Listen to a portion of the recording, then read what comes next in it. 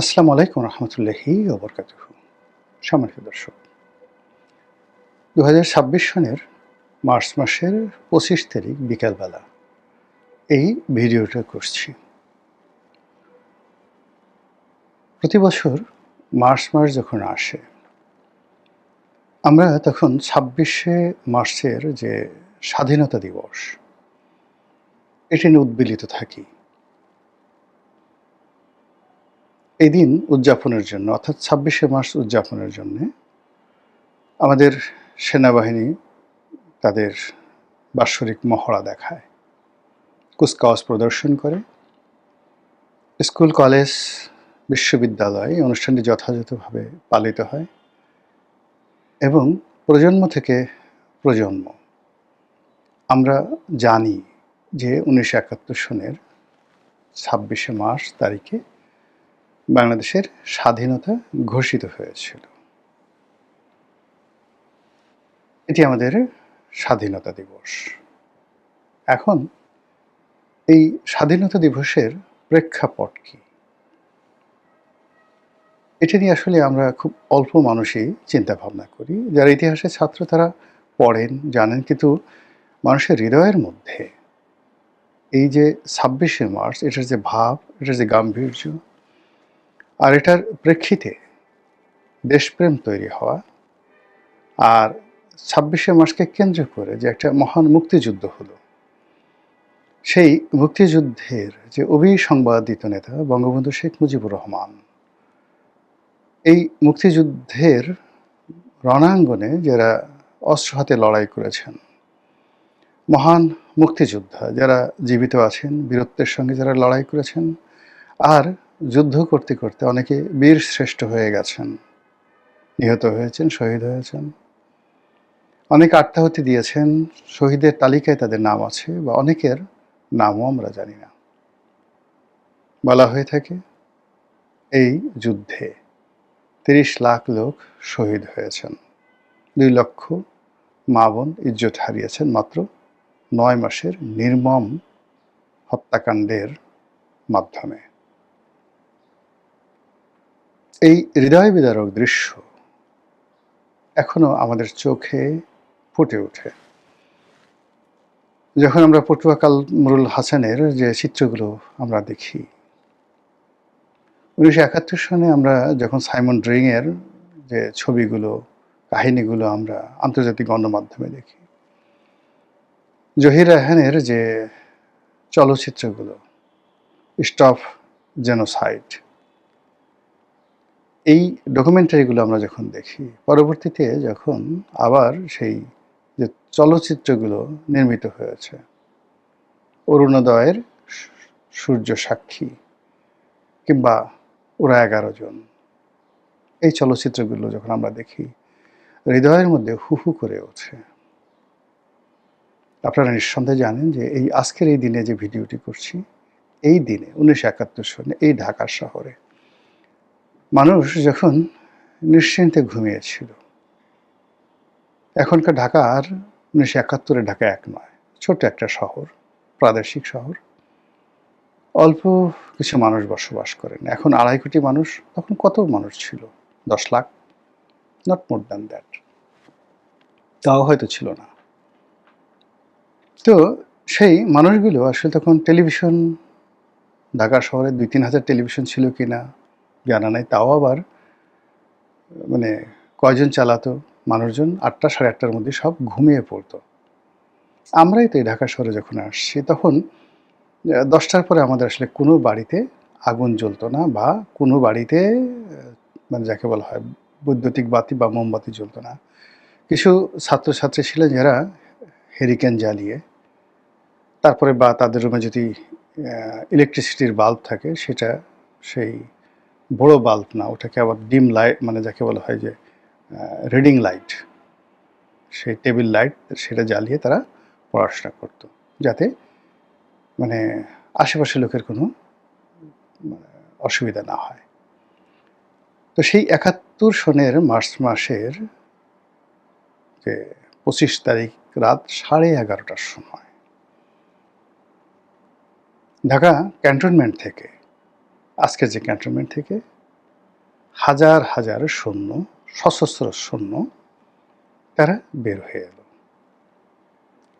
বের হয়ে এসে কোনো কথা নাই বার্তা নাই, এই যে রাজারবাগ যে পুলিশ ফাঁড়ি, যেখানে বাঙালি পুলিশ ছিল, পাকিস্তানি পুলিশ সেখানে ছিল না, এসে সেই পুলিশের উপর, তারা ঘুমন্ত পুলিশ, তারাও ঘুমাচ্ছিল, অল্প কয়েকজন হয়তো পাহারা দিচ্ছিল, বাকি সবাই ঘুমাচ্ছিল, নির্বিচারে গুলি। তারপরে তারা চলে গেল পিলখানাতে, বিডিআরের সদর দপ্তরে, যেটার তৎকালীন নাম ছিল ইপিআর। সেখানে গিয়ে গুলি।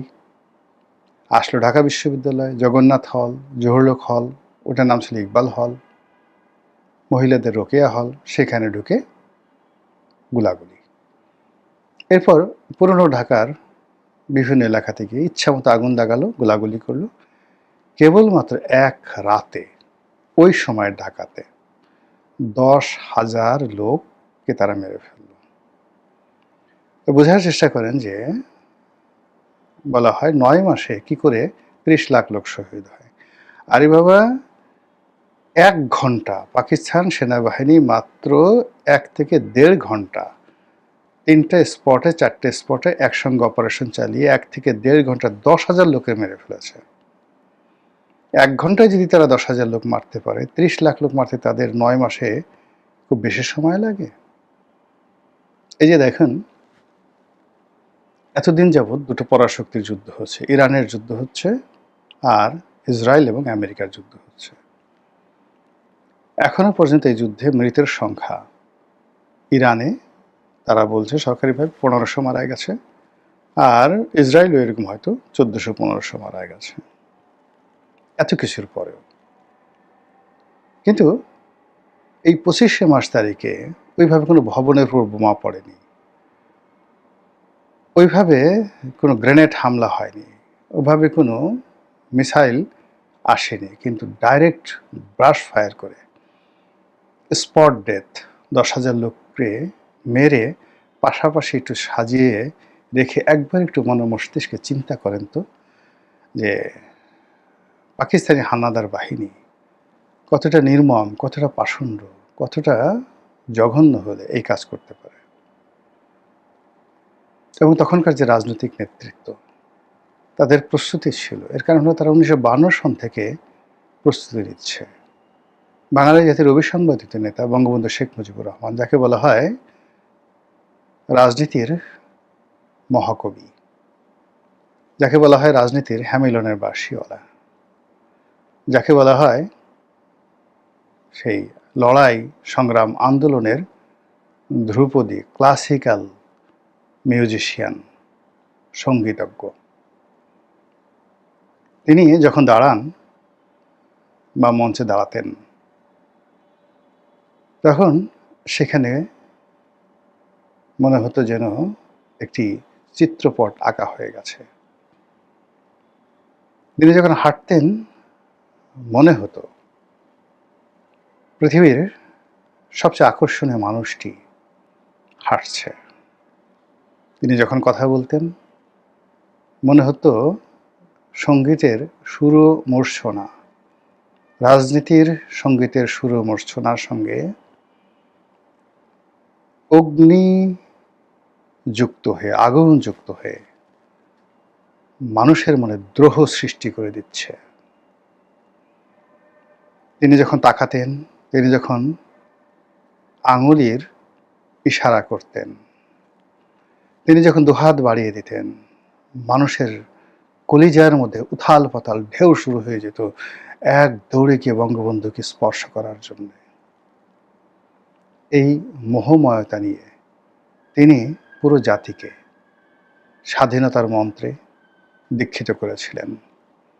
তিনি পুরো দেশ এবং জাতিকে স্বাধীনতার স্বপ্নে বিভোর করেছিলেন। তিনি আবাল বৃদ্ধ বনিতা থেকে শুরু করে বাঙালির যা কিছু রয়েছে সব কিছুর মধ্যে স্বাধীনতা, মুক্তিযুদ্ধ, এর যে আকাঙ্ক্ষা, সেই আকাঙ্ক্ষাকে এতটা প্রবল করে তুলেছিলেন যে মানুষ যার যা কিছু রয়েছে সেগুলো নিয়ে মুক্তিযুদ্ধে ঝাঁপিয়ে পড়ার জন্য পাগল হয়ে গিয়েছিল। যেভাবে মানে আপনাকে যদি মানে এরকম একটা ইনজেকশন দেওয়া হয়, যে ইনজেকশন দিলে আপনি আত্মহত্যার জন্য পাগলামি করবেন, যে ইনজেকশন দেওয়ার জন্য আপনি নদীতে ঝাঁপ দেওয়ার জন্য পাগলামি করবেন, যে ইনজেকশন দেওয়া হলে আপনি মরে যাওয়ার জন্য পাগলামি করবেন, ঠিক তদ্রূপ বঙ্গবন্ধু পুরো জাতিকে এইরকম ইনজেকশন দিয়েছিলেন যে মানুষ স্বাধীনতা লাভের জন্য, মুক্তিযুদ্ধে অংশগ্রহণ করার জন্য, রাজাকার আলবদর আর শামসদের ঘৃণা করার জন্য রীতিমতো পাগলামি শুরু করেছিল। এবং সেই পাগলামি শুরু হয়েছিল সেই ৭০ সনের নির্বাচন থেকে। ৬৯-এর গণ অভ্যুত্থানের যে স্পিরিট, এই স্পিরিটে যে ৭০-এর সাধারণ নির্বাচন, সেই নির্বাচনে সংখ্যাগরিষ্ঠতা পেলেন, বিপুল সংখ্যাগরিষ্ঠতা। পাকিস্তানের প্রধানমন্ত্রী হয়ে যাবেন তিনি। যখন তার সঙ্গে মুনাফিকি করা হলো, বেইমানি করা হলো, আওয়ামী লীগের হাতে ক্ষমতা হস্তান্তরে গড়িমসি করা হলো, মানুষ গর্জে উঠল। এবং সেই গর্জন এমন গর্জন হয়ে গেল যে পাকিস্তানের সামরিক জান্তা ইয়াহিয়ার পক্ষে সেটা নিয়ন্ত্রণ করা সম্ভব ছিল না। তারা বুঝলো এ জাতির যে দিকপাল বঙ্গবন্ধু, একে যদি দুনিয়া থেকে সরানো যায় তাহলে হয়তো তারা বাঁচতে পারবে। আর এই বুদ্ধিটা, দুষ্ট বুদ্ধিটা আসছিল আইয়ুব খানের মাথায়।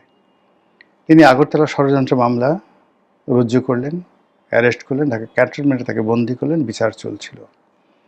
তিনি যখন ফাঁসির মঞ্চে যাওয়ার জন্য প্রস্তুতি নিচ্ছিলেন, ঠিক সেই সময় তাকে উদ্ধার করার জন্য, তার মুক্তির জন্য এই রাজপথ প্রকম্পিত হলো।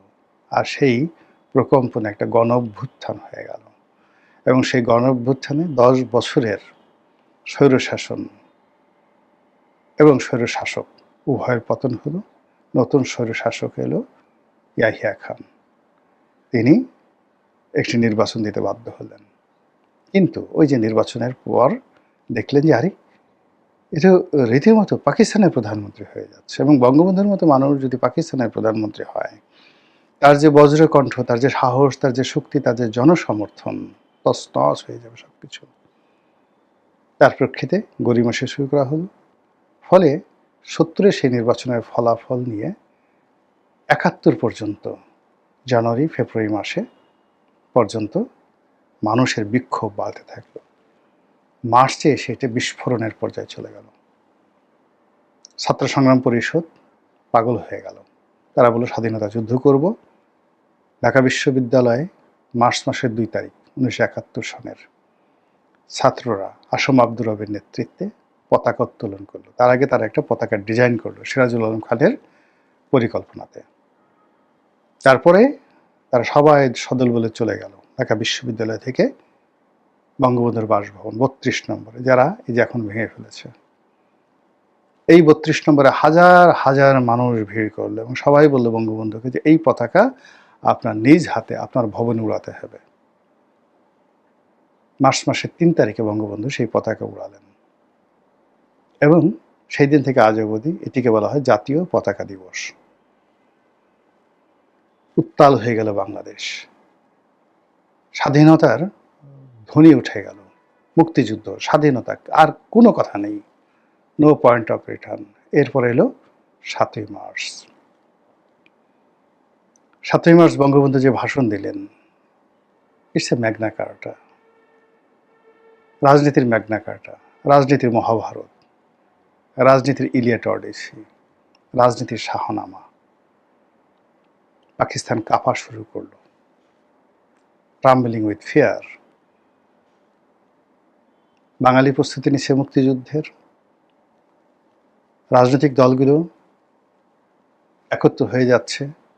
আওয়ামী লীগের নেতৃত্বে কে কোথায় কীভাবে যুদ্ধ করবে সব পরিকল্পনা ফাইনাল। গেরিলা যুদ্ধ, ভারতের সাথে সম্পর্ক, তারপরে শেষে রাজনৈতিক বিষয় থেকে শুরু করে সব কিছু হচ্ছে। আর অন্যদিকে বাঙালিকে মেরে ফেলার জন্য, বঙ্গবন্ধুকে মেরে ফেলার জন্য ক্যান্টনমেন্টে গোপন চক্রান্ত হচ্ছে। আর তারই প্রেক্ষিতে ১৯৭১ সনের মার্চ মাসের ২৫ তারিখ রাত্রি 11টার সময়, 11:30টার সময়, 11:30 ক্যান্টনমেন্ট থেকে বের হয়ে এসে এই যে গণহত্যা চালালো, নাম দিল অপারেশন সার্চ লাইট। সার্চ মানে লাইট, আলো খুঁজে বের করার যে পরিকল্পনা, এবং সেই পরিকল্পনার প্রেক্ষিতে পুরো ঢাকা শহরকে ও রাতে অন্ধকার করে দেওয়া হয়েছিল, ব্ল্যাক আউট করে দেওয়া হয়েছিল, বাতি নিভিয়ে দেওয়া হয়েছিল। তো ওই যে পাকিস্তান রাজাকার আলবদরদের যে আবাসভূমি,